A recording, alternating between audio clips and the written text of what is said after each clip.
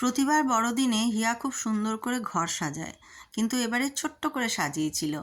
আসলে কদিন আগেই তো ফিরলাম শান্তিনিকেতন থেকে, সেজন্যে খুব বেশি সাজানো এবারে হয়নি।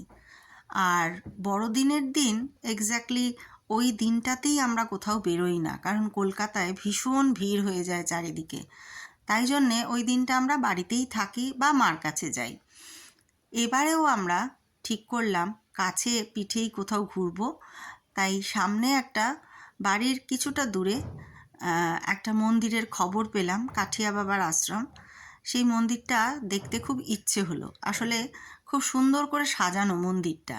তাই জন্যে ভাবলাম সন্ধেবেলায় কী আর করব, চলো যাই তিনজনে মিলে একটু ঘুরে আসি।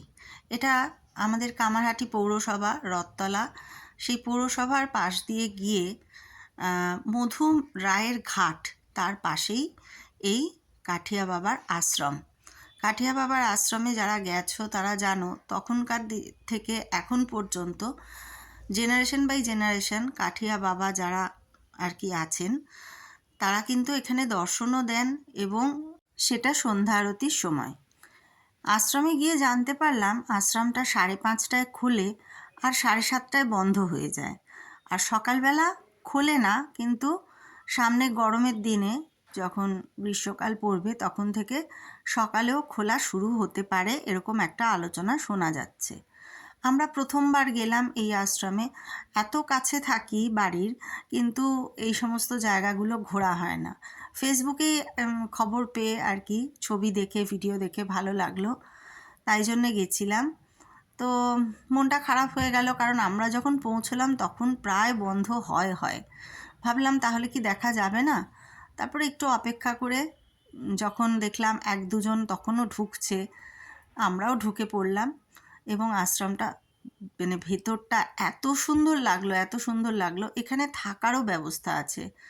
তো সেই বিল্ডিংটাও দেখলাম, খুবই সুন্দর। আমাদের গঙ্গার ধারের সামনে, মানে পানিহাটি গঙ্গার ধারের সামনে ইস্কনের মন্দিরটাও এরম সুন্দর করে সাজানো, কিন্তু এত মডেল করে মানে সুন্দর ব্যবস্থা এত মানে ছিল না, সেটাই এত দেখিনি। এই আশ্রমটায় ভীষণ সুন্দর করে এই মডেলগুলো দিয়ে এত সুন্দর সাজিয়েছে, মানে এত কালারফুল, খুব ভালো লাগছিল দেখতে। তোমরাও দেখো কি সুন্দর। আর যদি আসতে চাও তাহলে ওই যে বলে দিলাম পথ নির্দেশিকা, রথতলার মোড়ে নেমে যে কোনো অটোকে বললেই হবে যে কাঠিয়া বাবার আশ্রম যাব, ওনারাই নিয়ে আসবেন। আমি একটু কর্তাকে ভিডিও করে দিচ্ছিলাম, কারণ ও খুব একটা ভিডিও করতে পারে না। ওরও তো একটা পেজ আছে, তো সেই পেজটার জন্যে আমি ওকে একটু ভিডিও করে দিলাম। আর তারপরে আশ্রমটা আমরা ঘুরে ঘুরে দেখলাম। আমার গলার অবস্থা ভীষণই খারাপ, কারণ ভীষণ ঠান্ডা লেগে গেছে হঠাৎ করে।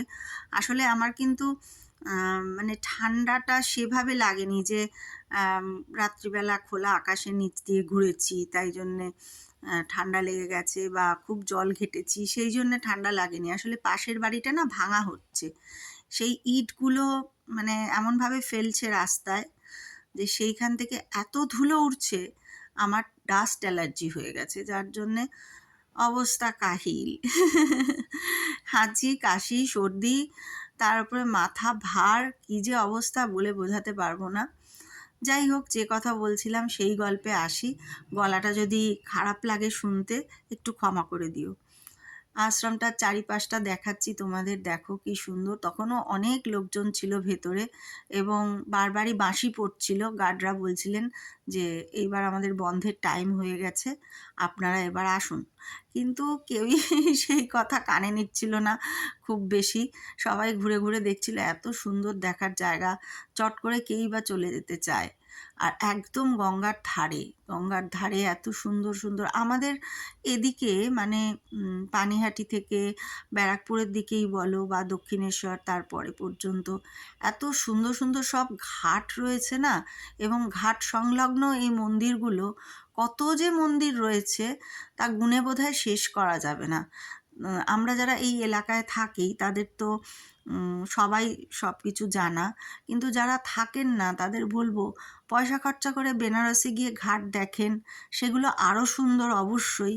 কিন্তু আমাদেরও এই চত্বরের, এই উত্তর 24 পরগনা, পানিহাটি, খড়দা, ব্যারাকপুর, আম, এই সংলগ্ন অঞ্চলগুলো দক্ষিণেশ্বর কি তারপরে এই যে মধুরায়ের ঘাট, এরও কিন্তু অনেক ইতিহাস আছে এবং ঘাটগুলো খুবই সুন্দর। কাঠিয়া বাবার আশ্রম আমরা তো মানে দেখেছি যে খড়দাতেই একটা আছে, বা সুকচরেই এরকম শুনেছিলাম ছোট থেকে যে কাঠিয়া বাবার আশ্রম সুকচরে আছে, কিন্তু এখানেও যে কাঠিয়া বাবার আশ্রম, এত সুন্দর আশ্রম আছে জানতাম না। আবার একদিন আসার ইচ্ছে থাকলো, তোমাদের দেখানোর ইচ্ছে থাকলো। আর দেখো আমরা লাল লাল জামা পরেছি দুজনে মা মেয়ে। তারপরে সেখান থেকে গেছিলাম বাবা মাকে আবার একটু দেখতে, কারণ মার তো জানোই হাতে লেগেছে, সেই জন্যে পরপর দুদিন মাকে দেখে আসলাম। চলো সেই গল্প অন্য ব্লগে হবে। টাটা।